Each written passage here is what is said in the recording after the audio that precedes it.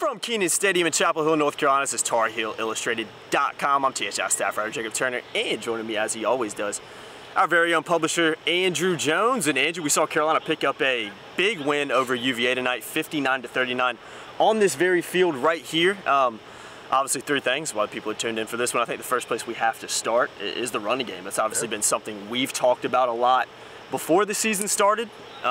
Spring practice, if you want to go that far back, and even since the season started, because it's been a bit of a concern and a bit of an issue for the Tigers. This past week. Yeah, past week in particular. Go watch the preview pod and we'll prove that pretty quickly. But yeah, running game, it's been a kind of a big talking point for Carolina, but you know that really went out of the equation tonight. What, 392 yards on the ground tonight. Yeah. Ty Chandler had a big night. Set actually a career high for rushing yards, him even going back to his days at Tennessee. So Carolina, I thought, looked a lot better running the ball. It was a little bit of a surprise, too, when you look at who started on the offensive line with, you know, what was it, Brian Anderson, Jordan Tucker, and Joshua Ezeudu all not starting tonight. I know they played a little bit of snaps here and there. I know Brian Anderson was forced in as well with some of the injuries Kieran Johnson had and stuff like that. But overall, improved running game performance, and it's probably no surprise that an improved running game performance led to 59 points. It's the physicality and the toughness, and that was called into question this past week. And before anybody knew what Mandy Alonso said, Mac Brown said it himself. He said, look, they were tougher last year. They were more physical when they beat us, and they were the year before when they came here and beat Carolina. So he's that's the next layer. Yeah. Got to be tougher. You know, you can have all the skill guys and pretty bells and whistles you want, but we've talked about this 1,000 times, Jacob. Got to be tough in the trenches. Disregard defense, because they actually did a good job against Virginia's run, and they did force Brennan Armstrong to move a lot. He was incredible. We'll get into that here in a minute, though. But along the offensive line, Mandy Alonso from Virginia said, look, you know, they come out and they act tough and they play tough and they kind of punch us a little bit, but he basically said they will. Yeah. And that's what happened the past few years. It didn't happen tonight. You know, Carolina's first run was Sam on an 11-yard run, I think it was. I think that's sending a message. He's going to run. Yeah. So the people that are complaining about how much Sam is running, you might as well just forget about it and accept it. That's part of the offense. And you know what? It's an effective part of the offense because he ran for 100 yards again tonight. Yeah. And I'm going to sidebar here for a moment. 8 days ago, only once in Carolina football history had a player thrown for 300 yards and run for 100 yards in the same game. It's now happened 3 times. They've been playing football since 1888. It's crazy. That's a crazy stat. 132 years it happened once. It's almost hard to believe. And people say, oh, he did it against Georgia State. Well, he did it against Virginia tonight. Yeah. So, Sam, phenomenal. And I think that helped kind of set a tone. They got a positive run out of the gate. Virginia was focused on Sam, and I think that opened some of the inside run stuff up. And remember, we made a big deal during the week about how Carolina was not effective against Georgia State running tackle to tackle. They averaged 3.3 yards a rush against Georgia State tackle to tackle. We've said it 1,000 times. I've written about it a lot. I'm sure people got nauseated hearing it so much. But tonight, they averaged 8.3 yards a rush in the game. And Ty Chandler, like you said, 198 yards? 196? Something like that. Don't quote us on that. When you almost 200. Sam was over 100. Caleb Hood had 66 yards. Yeah. Josh Henderson ripped off a 14-yarder right over here in the fourth quarter. That was important. The offense was unbelievable tonight. They stopped themselves twice. Yeah. The missed 54-yarder, and that was kind of a questionable decision by the staff at the time.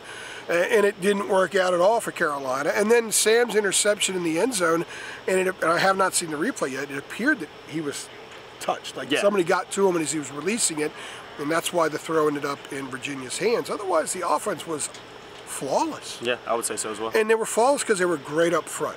You know, to see William Barnes, everything he's gone through since he came here. Played a lot tonight. You know, I was in Berkeley watching his first game in 2018. Seems like a long time. He played about 46 snaps that night or that afternoon against Cal. He played a lot of snaps the next week and then just disappeared. Started tonight, they ran off tackle. Their first good dive play was a run right off right tackle, which is where he was. So this was huge for Carolina to be physical. They brought a lunch pail out on the field, and their lunch pail ability was questioned, and they answered that. And for all the people concerned about this running game, and can Ty Chandler break stuff? He's not Michael Carter. He's not Javonte. Well, tonight he was. He broke tackles tonight. He showed speed tonight. He showed great vision tonight. And I think what we saw was the the effect of him being more comfortable in this offense. Yeah. The line blocked better. He and Sam had no issues with the RPOs. There were some questions about maybe there were some issues there with their chemistry. Not an issue at all tonight. And I'm not saying there was, by the way. I'm not sure that there was anything to that. But tonight, amazing performance up front. Amazing by Sam, Chandler, the offensive lineman. And they did it with 3 starters. Yeah. Azuda's their best. Look, I know I'm going long on here, but what was the reasoning for the problems in Blacksburg? Well, we didn't have Brian Anderson, and the communication was an issue. What was the reasoning for last weekend? We didn't have Josh Azudu, the most versatile, best offensive lineman on the team. He's their NFL offensive lineman. If anybody in that group plays in the league, Azudu's going to play in the league, and there might be more guys. Tonight, they didn't have either one of them. I think Anderson played 2 snaps after Johnson's helmet came off. Yeah. And that... So they didn't have those guys, and they were phenomenal against a defense that's been pretty good. Against a defense that has Mandy Alonso, whose name I didn't hear, and he's an excellent player. So this was an enormous positive for Carolina. I know I went long on that, but we need to emphasize what they did up front. Definitely, definitely. Well, let's switch the focus to the defensive side of the ball. I thought, 39 points, obviously not ideal, but I mean, Max said it many times during his post-game press conference even before there. Brendan Armstrong, one of the best quarterbacks in the ACC. Yeah. Thought he was fantastic tonight.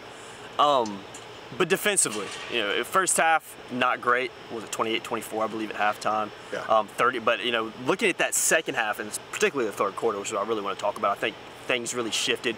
Carolina outscored them 35-11. Carolina held them to 11 points.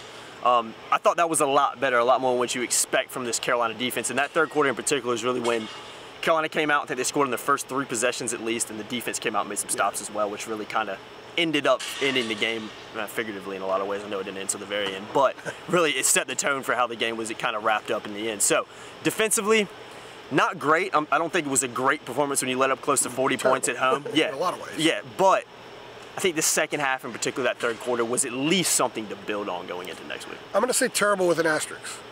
Brendan Armstrong's really good. Really good quarterback. I thought he was fantastic. We told everybody he was really good. Is he really that good? This division's got a lot of really good quarterbacks. He's already thrown for over 1,200 yards. People joke about the Coastal, and the ACC obviously is really struggling right now, but Pickett's really good. Yep. Sam's incredible. Armstrong's really good. We don't really know what De'Aaron King is because he's banged up and stuff like that. But there's some good quarterbacks in this league, and Armstrong's an NFL guy. Absolutely. He's going to play at the next level. There's no doubt about it. I think, when you look at giving up 550 yards passing, they only gave up 26 yards on the ground. Yeah, ground game was really So good. they basically told UVA early on, and they were pretty physical up front, you're going to have, Brendan, you're going to have to beat us. But you're not just going to have to beat us. You're going to have to beat Sam and Josh. We didn't mention Josh Downs earlier. Yeah, Downs, had fantastic. 203 yards receiving, 2 more touchdowns. He's a stud. You're going to have to, they're targeting the tight ends more. You're going to have to beat all of that. Can you do it? They actually held Jelani Woods in check until late in the game. Yeah. He had 3 receptions on their last scoring drive, but up to that point, he only had 3 receptions for like 14 yards. As soon as we mentioned him in the press box.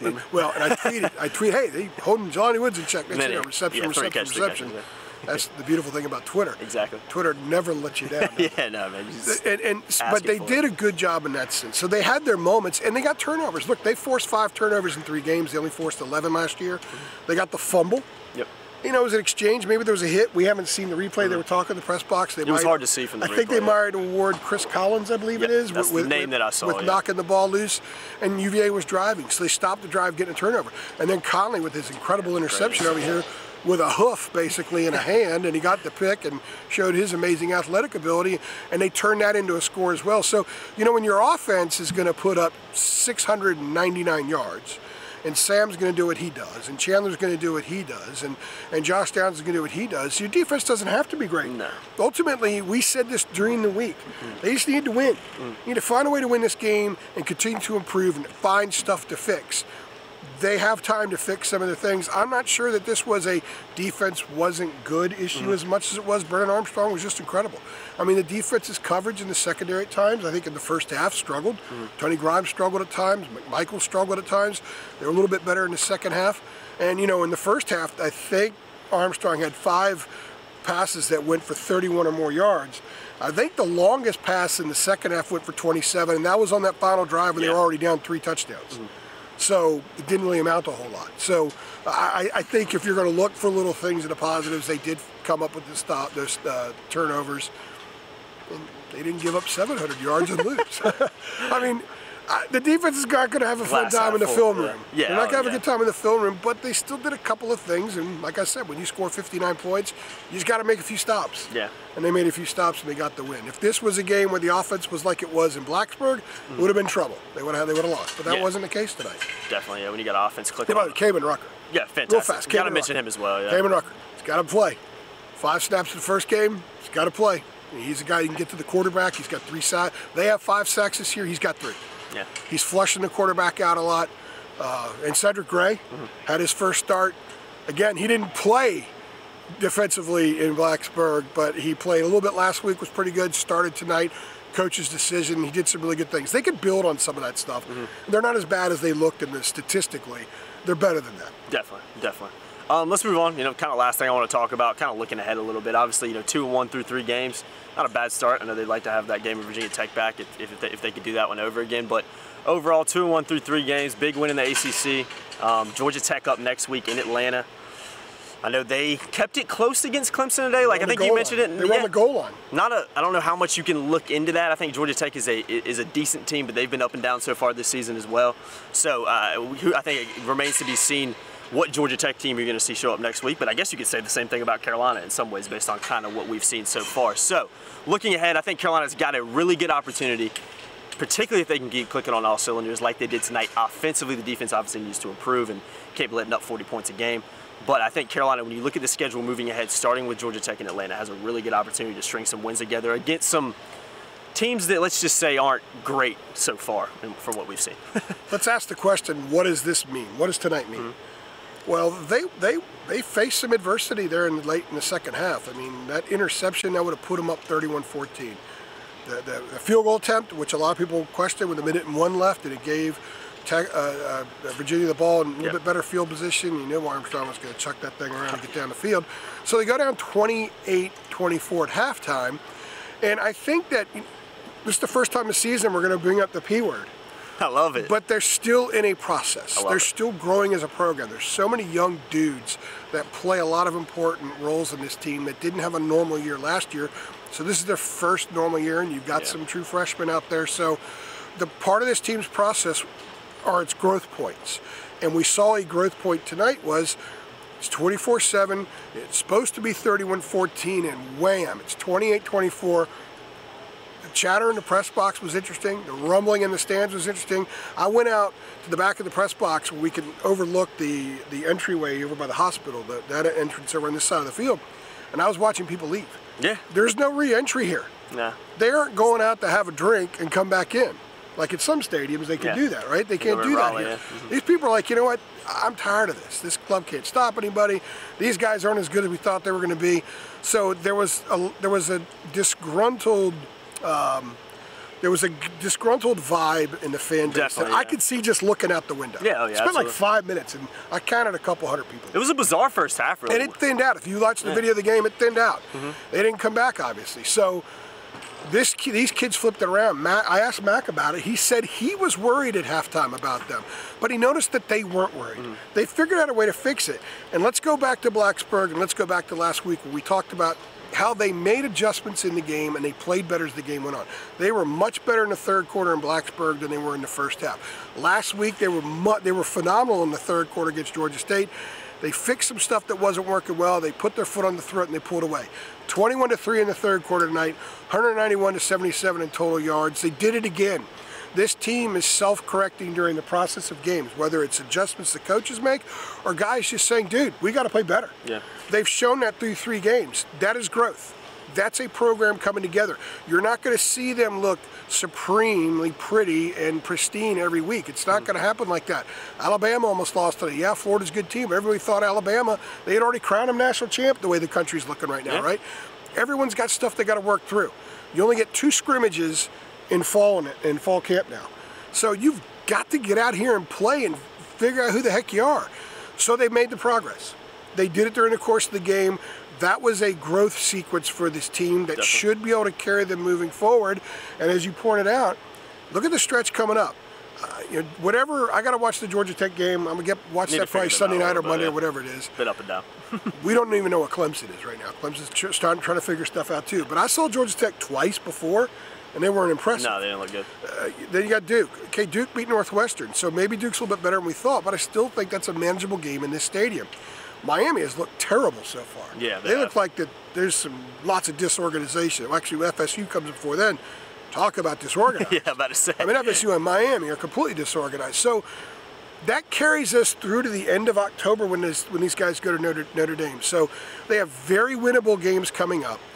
The growth and the improvements that they've shown in areas of concern so far through 3 games, if that continues, this might be a pretty good football team. Yeah. This might be the team people expected in August, expected to see on September 3rd. Mm-hmm. And you got to understand, it's a 12-game season for a reason. We talk a lot about how the games are connected. Well, let's see how this one connects to the next 4. Very winnable games. They have a chance to get really good over the next month plus. And tonight was big. They had to hurdle this. Oh, yeah. They had to figure out a way to win. Gave up a lot of yards, but they did figure out a way to win. These kids feel pretty good right now. Film room's going to be very good to them tomorrow from, hey, you did a lot of things right, and for the defense, here's some stuff to fix. So last week, the offense had stuff to fix. Mm.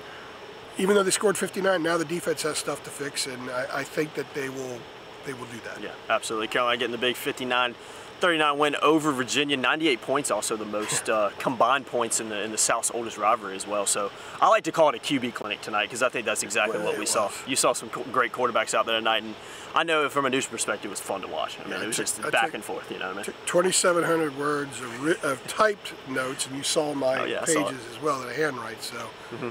My finger's sore. Hey, with 98 points, man, who can complain about that, right? Who can complain about that? I'm going to be evaluated during the week. See if I can type next week in Atlanta. Yeah, see if he can show up for that one in Atlanta. Might be out of commission for that one, but I'm sure we'll see AJ down there for all your post-game coverage, for all the stuff leading up to Georgia Tech next week as well. Make sure you keep it locked to TarHeelIllustrated.com and our YouTube channel, of course, Tar Heel Illustrated. I've been Jacob Turner. He's been Andrew Jones. Make sure you guys like, share, subscribe, hit that notification bell as well so you know every time we upload, and we'll see you guys in the next one. Thanks.